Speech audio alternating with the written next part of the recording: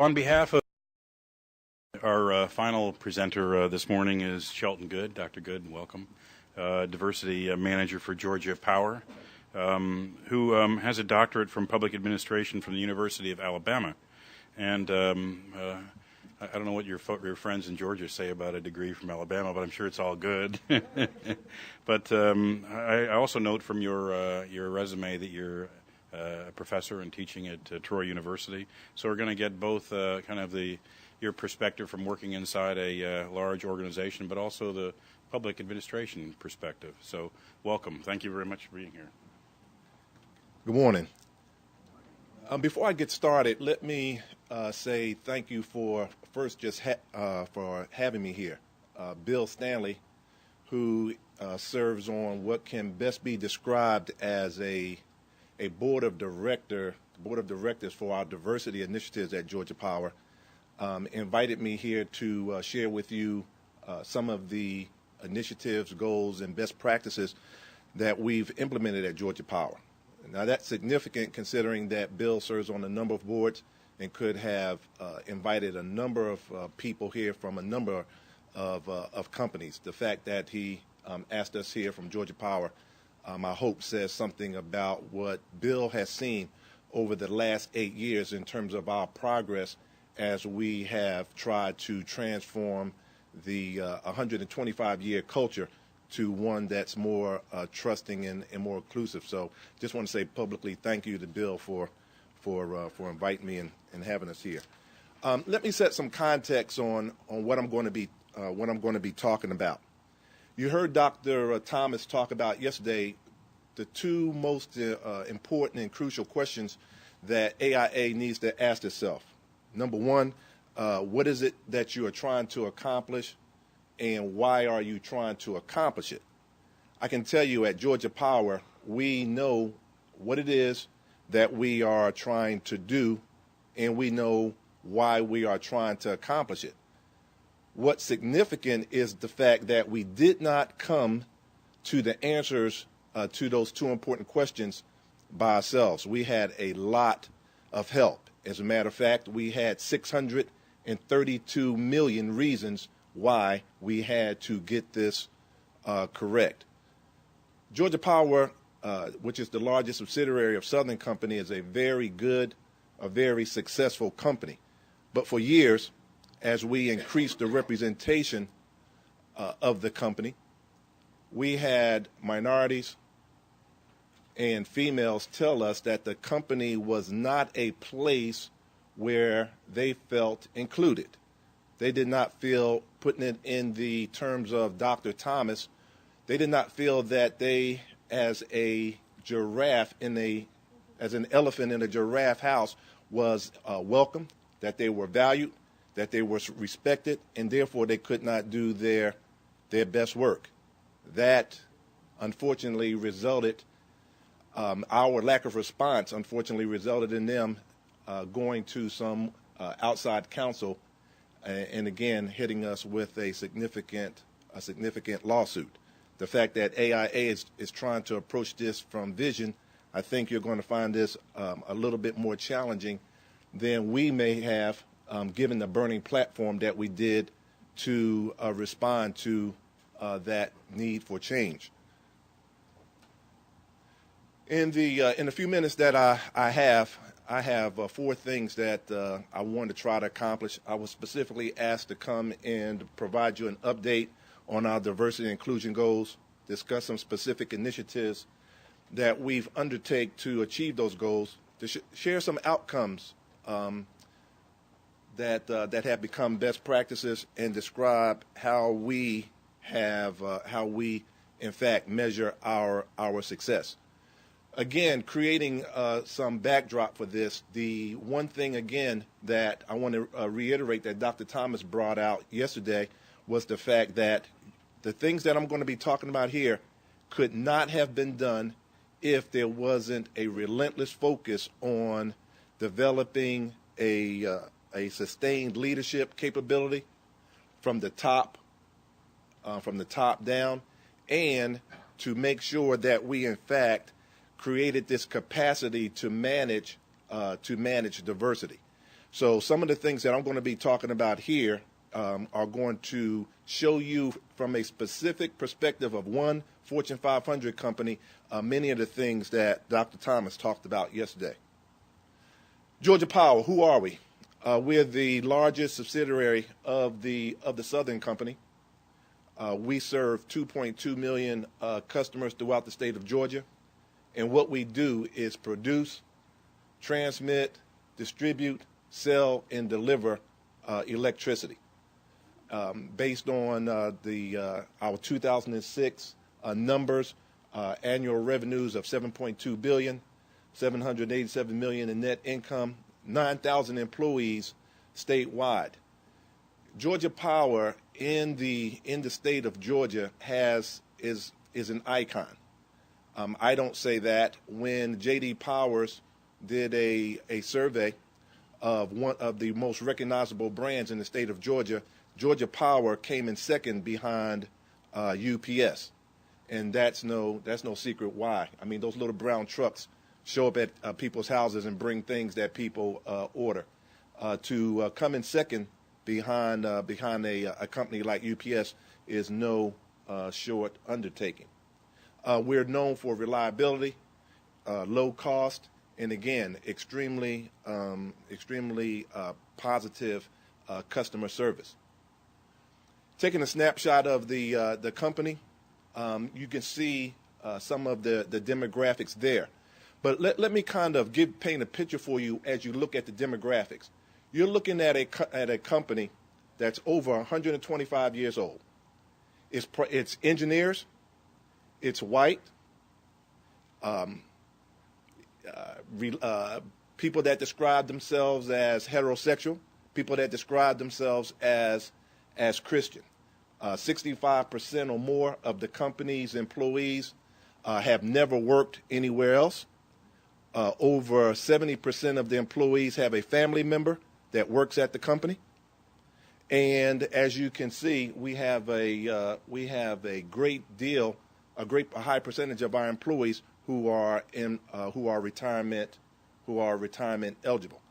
I couldn't help but snicker when Carol says, if your company can become diverse, any company can become diverse. That's the challenge that we've been undertaking at Georgia Power, specifically the last 8 years, to make it more diverse, to make it more inclusive. Georgia Power, when you look at it 10 years ago and today, there are a number of areas in which we've made some positive improvement.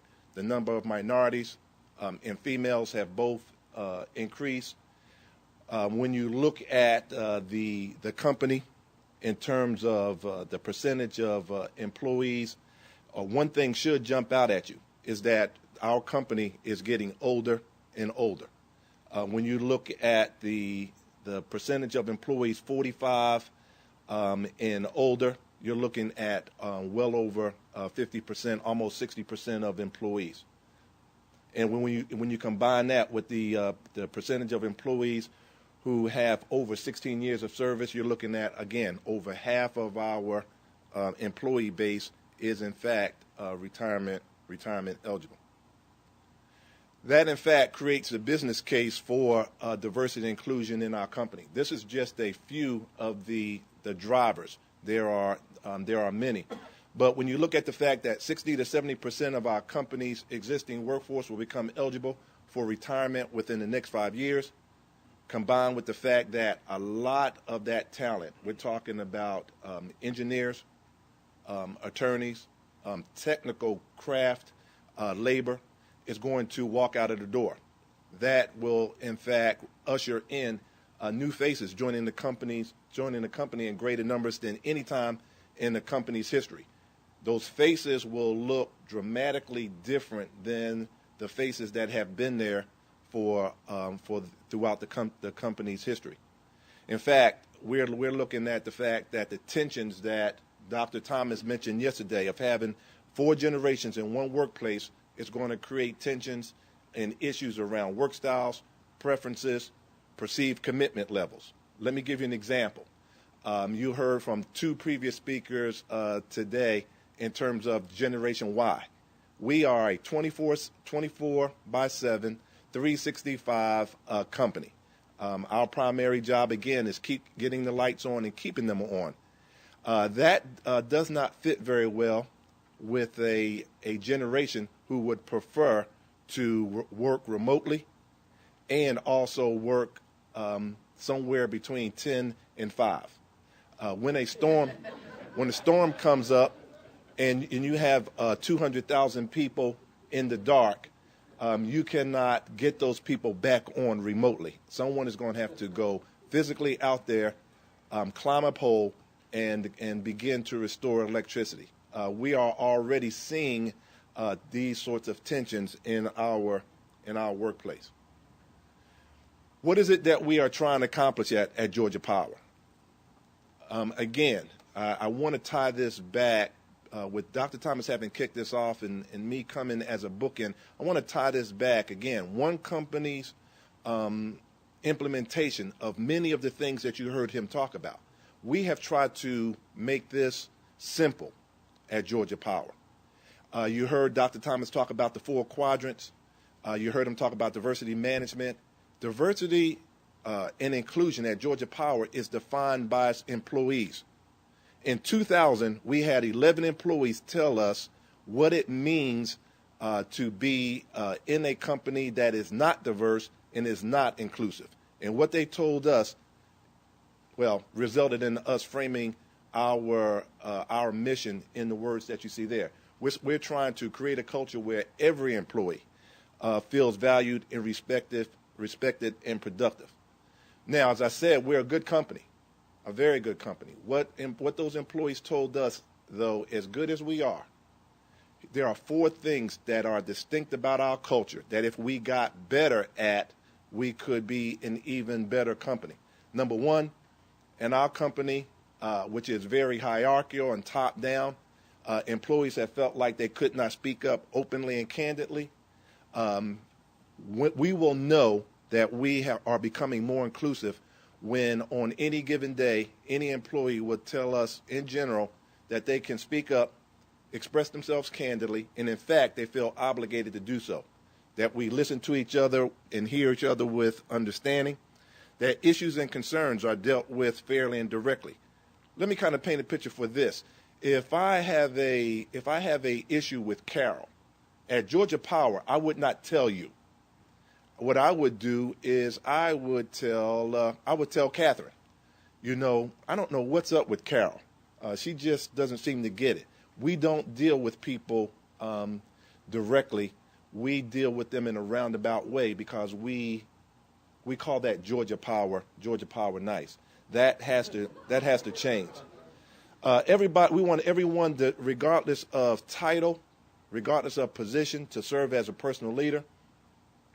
And we want people to be allowed to learn from mistakes and move on. This is a biggie. In our company, where you have over 70% of the people that have worked there and have never worked anyplace else and have not left, if you make a mistake, it will haunt you forever. And that is something about our culture that we have to change in order for us to, in fact, consider ourselves to be inclusive. You heard Dr. Thomas yesterday talk about actions and initiatives. We have had, since 2000, over 70 specific initiatives designed to address issues that are barriers to us being more inclusive. The thing that, and you heard Dr. Thomas say this before, a lot of companies have a lot of initiatives. What we understood, learning from the best practices of others, is that it's not the initiatives and the issues, it is the fact that you have to have someone that's going to hold you accountable for those actually addressing the concerns that employees have surfaced. At Georgia Power, what we have done, and Bill is a member of this, we have a diversity advisory council that serves as an external source of accountability. We have 8 members. We meet at least 3 times a year, and they simply ask the question, Have you done what you said you're going to do, and how do you know that it's working? That is what makes the difference from simply having activities to having results from the activities. Again, just another snapshot of some other activities. Let me go back because I don't want to gloss over these too quickly. For an example, we have one of the things that employees told us is that we don't feel included. We don't feel that that there's a safe place for us to go and talk about issues. In response to that, we created, we did not create, we created an environment where employees could create 8 affinity groups. And so we have affinity groups around, such as the African American Women's Networking Group, the Amigos, which is a Hispanic affinity group, the Asian Pacific American group, which is, again, another affinity group. We have 8 of these groups, and these groups meet, and they are critical partners in helping us create a culture of inclusiveness. How do we measure success? When those 11 employees told us that we were not as diverse and not as inclusive that as we needed to be, we were able to frame those in 3 distinct buckets. Number 1, our HR processes for how we selected and promoted people, training, developing people, and our system of compensation was not perceived to be fair. Representation, you saw some of the numbers earlier. Our representation was nowhere near, regardless of what benchmark we used, it was nowhere near what it should have been. And then this whole work environment. And again, I want to give credit for Carol for talking about and surfacing for the first time during our discussion things like unintentional biases, things like micro inequities. Again, in our culture, employees felt like they could not speak out. If you were to challenge, if you were to ask a tough question that just so happens to embarrass the manager, that was going to hurt you. That was going to hurt you, and you're going to see in a minute that employees felt like they couldn't be who they needed to be without it hurting their career in a very tangible way. So we know what we need to do, and we are in fact doing very specific things to bring about this more trusting and inclusive environment. What do we? So Shelton, what are you guys doing? We have an annual survey every year that we use to measure our progress of cultural change and improvement.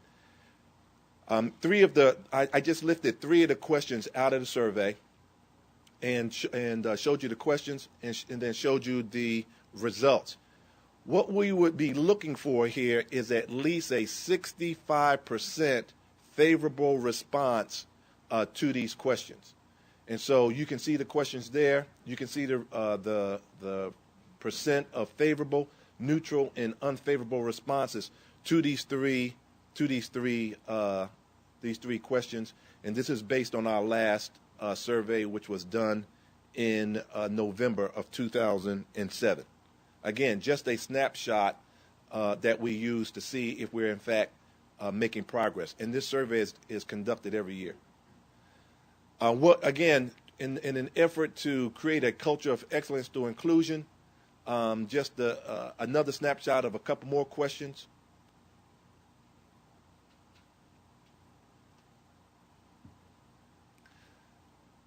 Of course, that would be the good story. And as Paul Harvey would say, and now the rest of the story. This survey clearly triages for us those areas that are neutral. And again, you may not be able to see this well, but the areas that are favorable and the areas that are unfavorable. What you saw was a quick snapshot of the responses to those questions, and those fell in the favorable area. The 10 most favorable areas are the areas that we have framed up specific initiatives to address, and want to show you how that looks. When we look, not only do we know how people are responding overall, but we take a deeper dive and try to see how that looks as you break it down around age groups, how you break it down around gender, how you break it down around race. I did not make slides around all of those, but I just want to show you this as an example because I think it was Carol, or I can't be sure who that was earlier, that talked about the generational challenges. And what we're seeing even more so than around race and gender is this new emerging differences in terms of our culture around age. Where things are good, you can still see a difference between how younger employees are responding and older, and when things are bad, how employees are responding. So in addition to age and gender, there is we have to look at initiatives based on how they could address issues as they are surfaced by generation. What are the challenges? What are the challenges going forward? There are still many, and we've been doing this for 8 years. And you heard this morning, you cannot do this overnight. Some of the things that I'm going to be showing you here is the culmination of almost 8 years and literally millions of dollars invested in trying to change a culture to one that is going to be more inclusive going forward. And these are ranked order. This issue of employees not being able to speak out, especially considering the number of Generation Y and millennials coming into our workforce, people feeling that they can't speak out without feeling like it's going to hurt them. That's the number one thing that we are trying to tackle. Their personal beliefs and their personal values with where we're trying to go with diversity and inclusion. Let me talk about that for just a minute. The fact that in 2008 we still have employees that we have to ask to find other employment because they do not get that certain behaviors in terms of sexual harassment, certain language, the fact that you cannot have a Confederate flag as a screensaver. We have to help people understand that regardless of how you feel, whatever your personal beliefs, if they are not consistent with where we are trying to go with this company, you're going to either have to reconcile them or you're going to have to find other employment. And that's a message that is reiterated from the CEO and president down all the way down through the organization.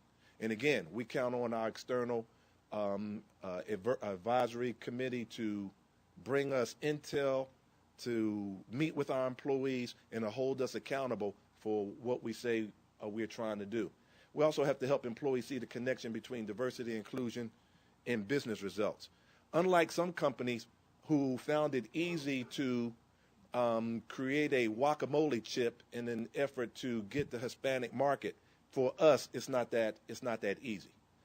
So we have to help employees at the ground level understand what it is we're trying to do and the connection between the success of the company and their individual and personal success.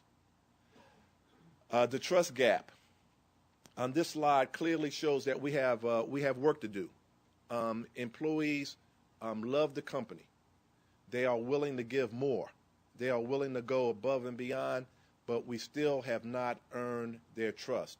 There's still things that we are doing every day that tells them that they still cannot trust leadership. And this is important because this was one of the major issues that launched us on our diversity journey to start with.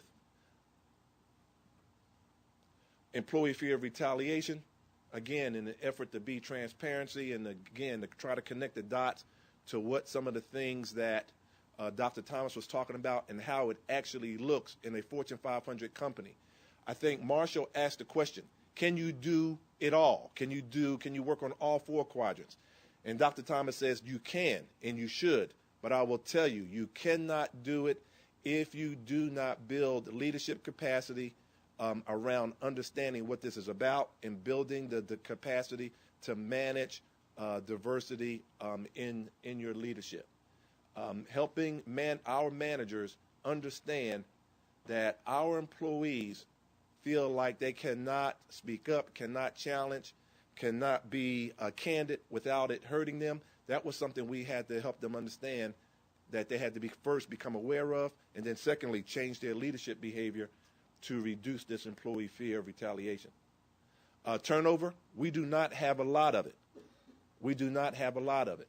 But of those people that do decide to leave voluntarily and go work somewhere else, it's disproportionately female, disproportionately minority female, disproportionately females that have less than 5 years of service, and disproportionately females who are under 35 years of age.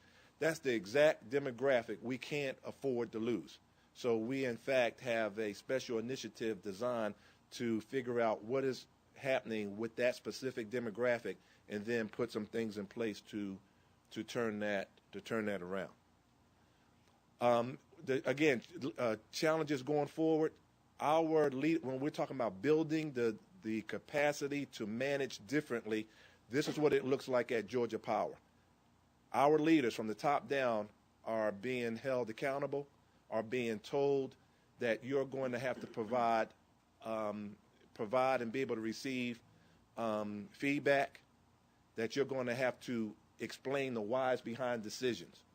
Again, we're hierarchical, top down, in some ways resembling the military. And that going forward is not going to be a recipe for success. We have to manage conflict by engaging in two-way, candid conversations. We have to heighten the sensitivity of leadership to employees' expectation of what they need to be fully engaged. We have to increase the ability of managers to manage across differences such as generation, gender, race, religion, and age. We have to increase the awareness and understanding of those behaviors that may be impacting on retention. And then, of course, reduce the employee fear of retaliation by changing behaviors that employees perceive as retaliatory, and then creating an environment where employees feel obligated to offer suggestions and recommendations for achieving goals. Just one closing comment. Again, went through an 8-year journey in very fast. But again, some of the things that you've heard from some of the previous speakers, I can tell you that in looking back over the last 8 years and looking at the tremendous investment that we've made to try to transform and change a culture that had been very, very successful by every benchmark, Southern Company and Georgia Power as its largest subsidiary, one of the most profitable, successful energy companies. To try to convince a culture like that is not a guarantee for success going forward is, in fact, very, very tough.